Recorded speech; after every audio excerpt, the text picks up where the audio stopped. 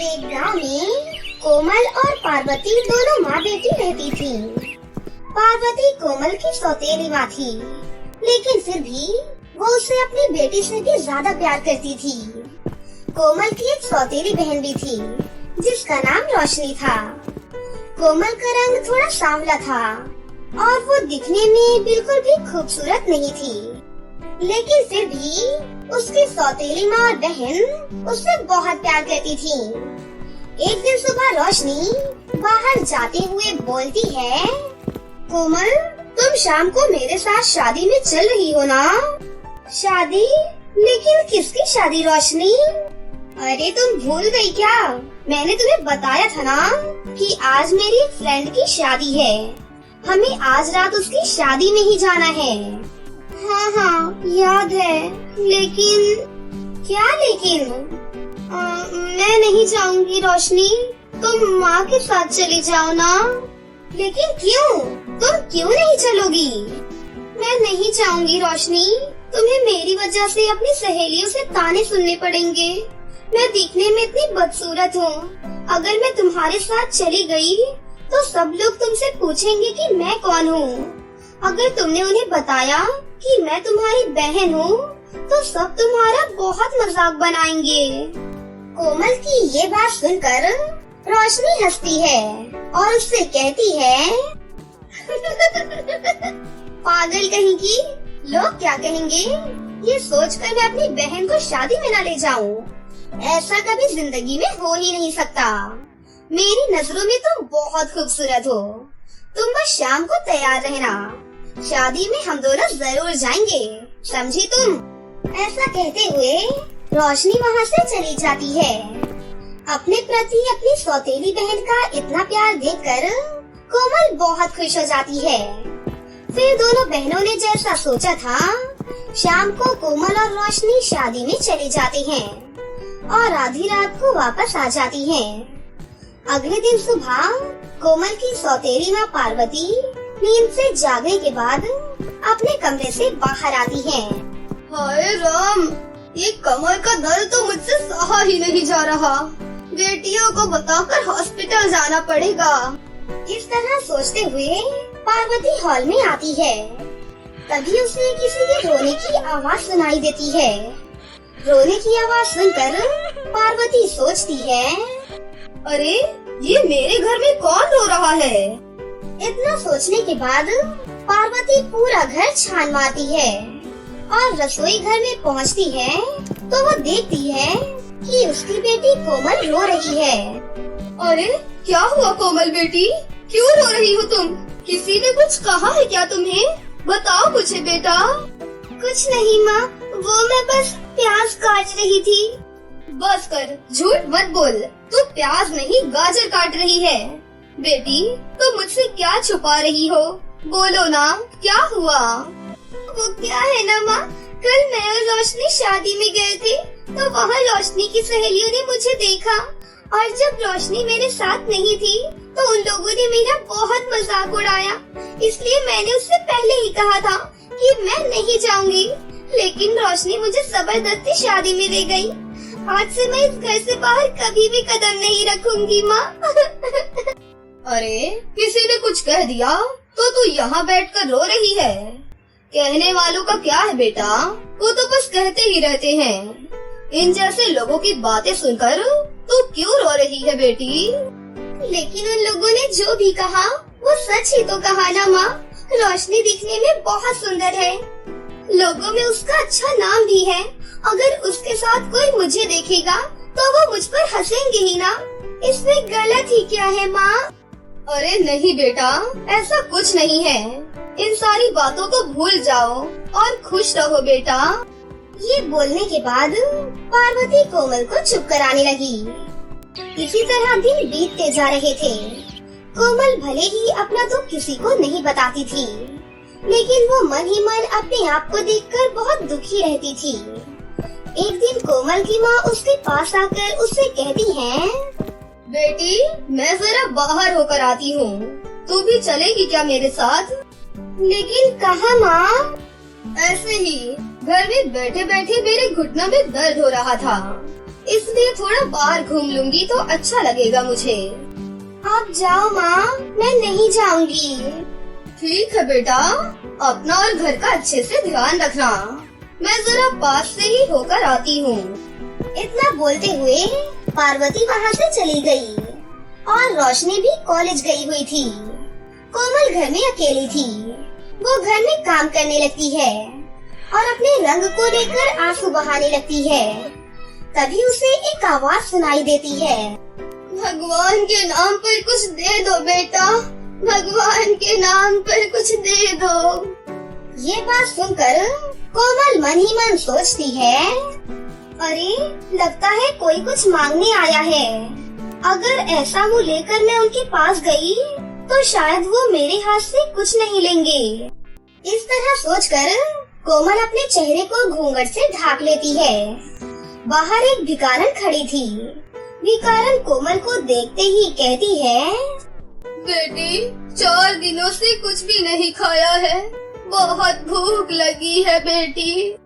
अंदर आइए अम्मा जी, आज मेरे घर में खाना खाकर मुझे आशीर्वाद दीजिए। कोमल इतना कहकर उस भिखारन को अपने घर के अंदर ले जाती है और उसको खाना परोसती है। वो भिखारन खाना खाने के बाद कोमल से कहती है, बेटी मैं जब से आई हूँ देख रही हूँ कि तुमने अपना चेहरा छुपा रखा है, क्या बात है बेटी? अम्मा जी मैं बहुत ही ज्यादा बदसूरत हूँ, इसीलिए आपसे अपना मुंह छुपा रखा है। कोमल की ये बात सुनकर वो भिखारन एक बहुत ही खूबसूरत परी के रूप में बदल जाती है, जिसे देखकर कोमल हैरान हो जाती है। तभी परी उससे कहती है, कोमल तुम एक भिखारन को अंदर बुलाकर खाना खिला रही हो, तुम्हारा मन इतना सुंदर है, फिर चेहरा सुंदर होने की क्या जरूरत है? कोमल ने तुरंत ही बिना कुछ कहे वो घूंघट हटा लिया। कोमल तुम्हारी अच्छाई से मैं बहुत खुश हुई हूँ, बताओ तुम्हें क्या चाहिए? तुम्हारी कोई भी इच्छा मैं पूरी कर सकती हूँ। नहीं नहीं परी जी, मुझे कुछ भी नहीं चाहिए, आप बस मुझे अपना आशीर्वाद दीजिए। ये बात सुनकर परी और भी ज्यादा खुश हो गई। कोमल मैं तुम्हें जादुई लिपस्टिक देती हूँ, तुम इसका इस्तेमाल रोज करना और फिर इसका जादू देखना। इतना कहकर परी ने कोमल को एक जादुई लिपस्टिक दे दी। धन्यवाद परी जी, आपका बहुत बहुत शुक्रिया। उसके बाद परी वहाँ से गायब हो गई। अगले दिन कोमल ने जब उस जादुई लिपस्टिक को लगाया तो लिपस्टिक के लगाने के बाद जब उसने अपने चेहरे को आईने में देखा तो उसे अपनी आंखों पर विश्वास ही नहीं हो रहा था। कोमल अब बहुत ही ज्यादा सुंदर लग रही थी। कोमल को देखकर रोशनी और पार्वती दंग रह जाती हैं। तभी पार्वती कहती है, अरे बेटा तेरा चेहरा कैसे बदल गया और तू इतनी खूबसूरत कैसे हो गई? उसके बाद कोमल ने वो सारी बातें अपनी माँ और बहन को बताई। इतने दिनों बाद आखिरकार उस भगवान को तुझ पर दया आ ही गई। खुश रहे बेटी, खुश रहे। कोमल अब बहुत ही ज्यादा खुश रहा करती थी और अपनी माँ और बहन के साथ हर जगह घूमने भी जाया करती थी।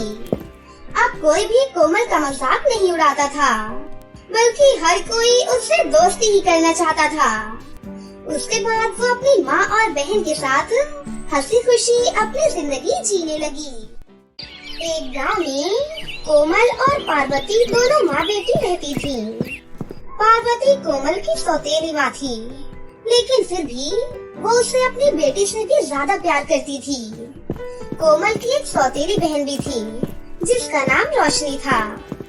कोमल का रंग थोड़ा सांवला था और वो दिखने में बिल्कुल भी खूबसूरत नहीं थी, लेकिन फिर भी उसकी सौतेली माँ और बहन उससे बहुत प्यार करती थी।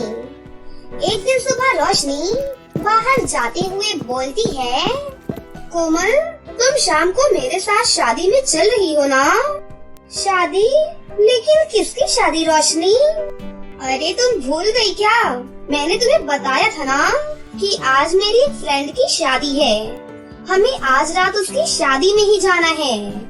हाँ हाँ याद है, लेकिन क्या लेकिन?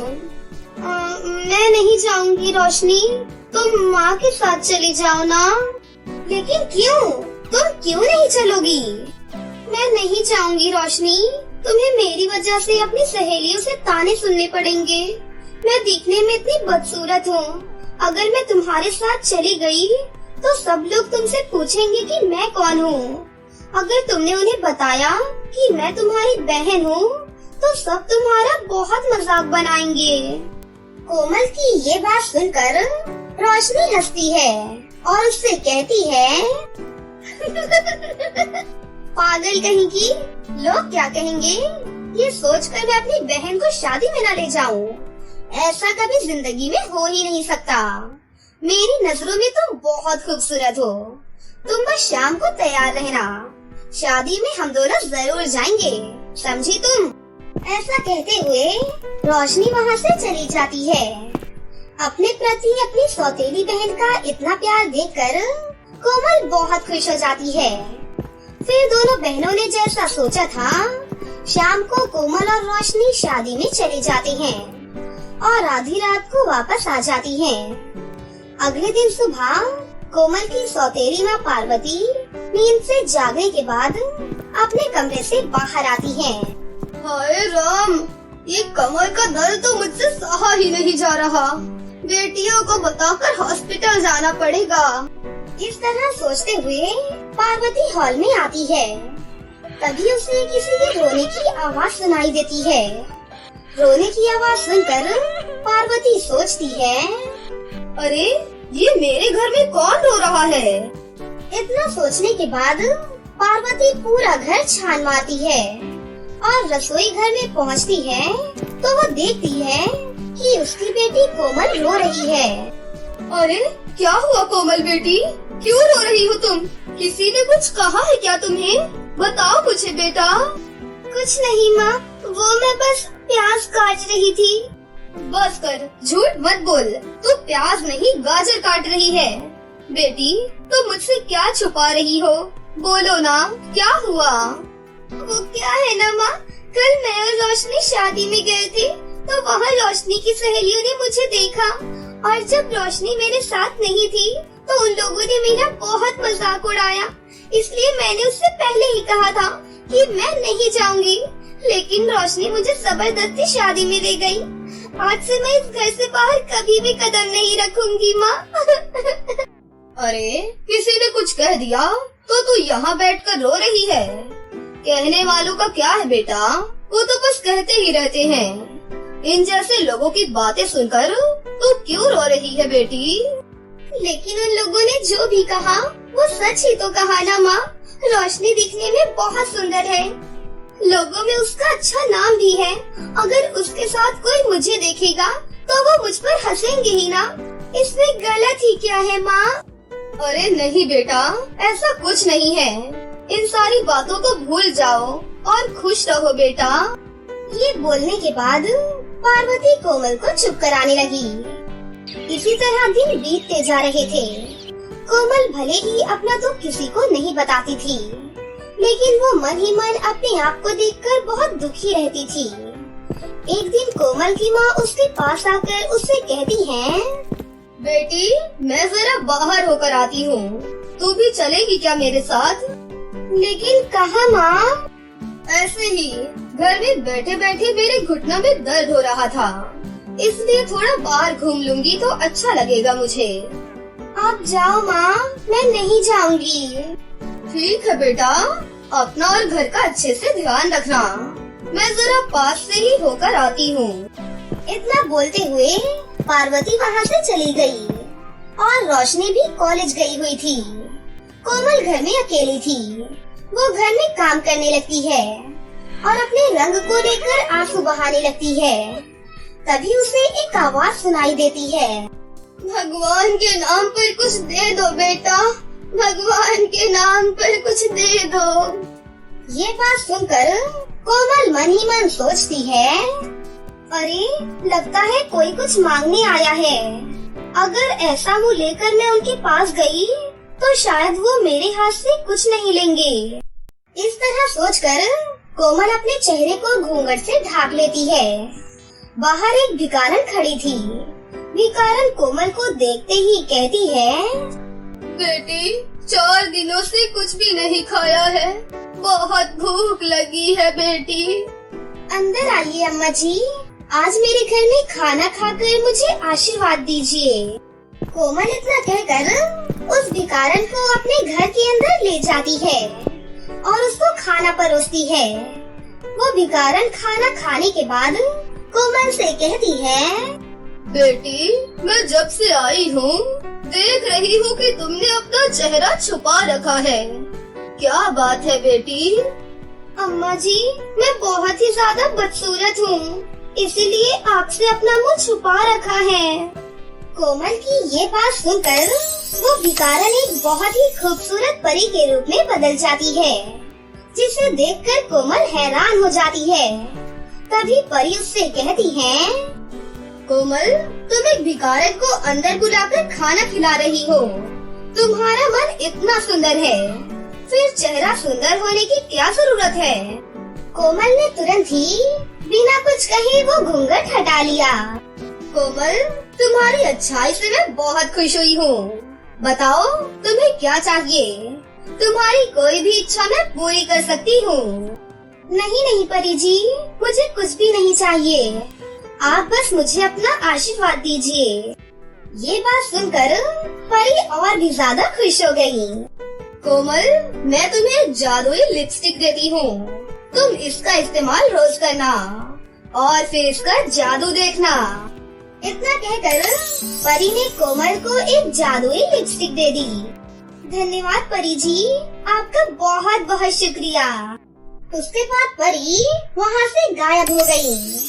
अगले दिन कोमल ने जब उस जादुई लिपस्टिक को लगाया तो लिपस्टिक के लगाने के बाद जब उसने अपने चेहरे को आईने में देखा तो उसे अपनी आंखों पर विश्वास ही नहीं हो रहा था। कोमल अब बहुत ही ज्यादा सुंदर लग रही थी। कोमल को देखकर रोशनी और पार्वती दंग रह जाती है। तभी पार्वती कहती है, अरे बेटा तेरा चेहरा कैसे बदल गया और तू इतनी खूबसूरत कैसे हो गई? उसके बाद कोमल ने वो सारी बातें अपनी माँ और बहन को बताई। इतने दिनों बाद आखिरकार उस भगवान को तुझ पर दया आ ही गई। खुश रहे बेटी, खुश रहे। कोमल अब बहुत ही ज्यादा खुश रहा करती थी। बहुत समय पहले की बात है, परी देश में एक दुष्ट रानी राज करती थी। वो रानी बहुत ही लालची और मतलबी थी। अपने फायदे के लिए वो किसी भी हद तक जा सकती थी। फिर एक दिन रानी परी कावेरी परिदेश पर कब्जा करने के लिए वहाँ आक्रमण कर देती है, लेकिन वहाँ की परियां बहुत ही शक्तिशाली थी। वो सभी रानी परी को बुरी तरह हरा देती है। उसके बाद वो सभी परियां मिलकर रानी परी की खूब पिटाई करती हैं और उसके बाद रानी परी की जादुई छड़ी छीन लेती हैं। देख, इस बार तो हम तुझे जिंदा छोड़ रहे हैं। अगर अगली बार तूने कभी हमारे राज्य पर हमला करने की सोची तो हम तुझे जान से मार देंगे। उसके बाद वो सभी रानी परी और उसकी सिपाही परियों को धक्के देकर अपने राज्य से बाहर निकाल देती है। इस अपमान से रानी परी पूरी तरह बौखला जाती है। अब चाहे कुछ भी हो जाए, मैं कावेरी परिदेश पर कब्जा करके ही रहूंगी। लेकिन उन्होंने मेरी जादुई छड़ी छीन ली है। सबसे पहले मुझे एक जादुई छड़ी का इंतजाम करना पड़ेगा। फिर कुछ दिनों बाद रानी परी अपने महल में बहुत सारे जादूगरों को बुला लेती है। मैं कावेरी परिदेश पर कब्जा करना चाहती हूँ, जिसके लिए मुझे एक बहुत ही शक्तिशाली छड़ी की जरूरत है। तुम में से जो भी जादूगर मुझे जादुई छड़ी बनाकर देगा, मैं उसे परिदेश का आधा खजाना दे दूंगी। ये सुनकर सभी जादूगर खुश हो जाते हैं। उसके बाद वो सभी जादूगर अपनी शक्तियों से रानी परी के लिए जादुई छड़ी बनाकर तैयार कर देते हैं। फिर रानी परी एक एक कर जादुई छड़ियों को आजमा कर देखती है, लेकिन उसे कोई भी जादुई छड़ी पसंद नहीं आती। तुम सबकी जादुई छड़ियाँ किसी काम की नहीं है। इनसे मैं कावेरी परिदेश की परियों का मुकाबला नहीं कर सकती। उसके बाद रानी परी उन सभी जादूगर को भगा देती है। फिर कुछ दिन बाद पृथ्वी का एक बूढ़ा जादूगर रानी परी से मिलने आता है। रानी जी, मैंने सुना है कि आपको एक जादुई छड़ी चाहिए। मैं आपको दुनिया की सबसे शक्तिशाली जादुई छड़ी बनाकर दे सकता हूँ, लेकिन ये काम बहुत ही खतरनाक है। तुम काम बताओ, खतरे की चिंता मत करो। पृथ्वी के जंगल में एक शैतानी झरना है। उस झरने में एक बहुत ही खतरनाक शैतान रहता है। उसे गर्भवती परियों का मांस खाना बहुत पसंद है। उस शैतान को खुश करने के लिए हमें 7 गर्भवती परियों को झरने के पानी में डुबोकर मारना होगा। फिर वो शैतान तुम्हें इस दुनिया की सबसे ताकतवर छड़ी देगा। उसके बाद कोई तुम्हारा सामना नहीं कर पाएगा। बूढ़े जादूगर की बात सुनकर रानी परी बहुत खुश हो जाती है। तुम चिंता मत करो, मैं बहुत जल्द 7 गर्भवती परियों को पकड़कर तुम्हारे हवाले कर दूंगी। फिर अगले दिन रानी परी पूरे राज्य में घूम घूम कर गर्भवती परियों का पता लगाने लगती है। शाम तक रानी परी को 7 गर्भवती परियां मिल जाती हैं।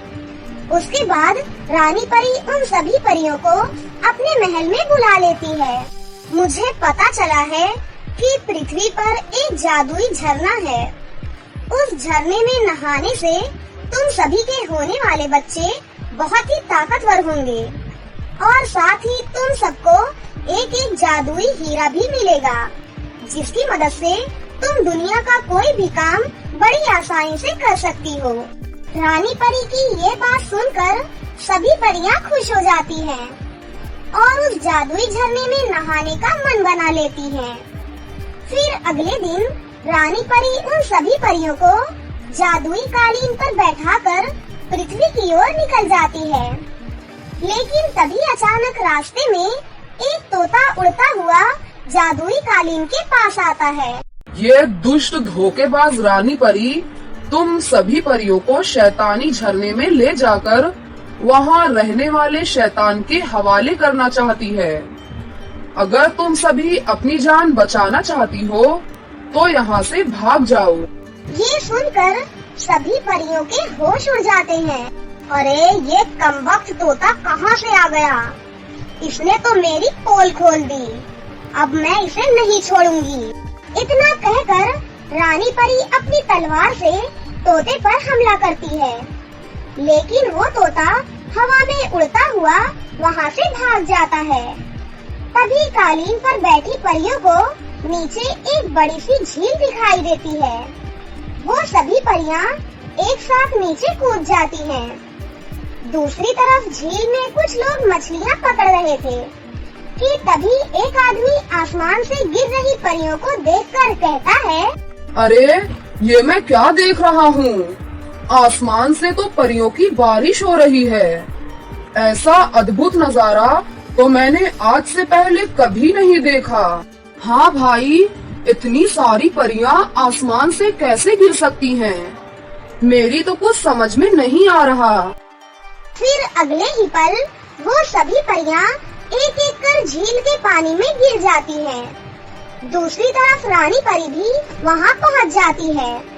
तभी एक परी मछली पकड़ने वाले आदमियों से कहती है, हमें बचाओ, ये दुष्ट रानी परी हमें जान से मारना चाहती है, हमारी मदद करो। परी की बात सुनकर सभी आदमी फौरन नदी में कूदकर सभी परियों को उठाकर अपनी नाव पर बैठा देते हैं। अगर तुम लोग अपनी जान बचाना चाहते हो तो इन परियों को मेरे हवाले कर दो। लेकिन वो लोग रानी परी की धमकी से नहीं घबराते। तभी एक आदमी चुपके से रानी परी के ऊपर जाल फेंककर उसे पकड़ लेता है। चलो अब इस बुरी परी को सबक सिखाते हैं। उसके बाद वो सभी लोग रानी परी के शरीर में एक बड़ा सा पत्थर बांधकर उसे झील के गहरे पानी में फेंक देते हैं। अरे नहीं, ये तुम लोगों ने क्या किया? अरे कोई मुझे यहाँ से बाहर निकालो, अरे कोई मेरी मदद करो। देखते ही देखते रानी परी पानी में डूबकर मर जाती है। इस तरह रानी परी को उसके बुरे कर्मों की सजा मिल जाती है। दूसरी तरफ वो सभी परियां उन आदमियों का शुक्रिया अदा कर वापस अपने परी देश लौट जाती हैं और खुशी से रहने लगती हैं।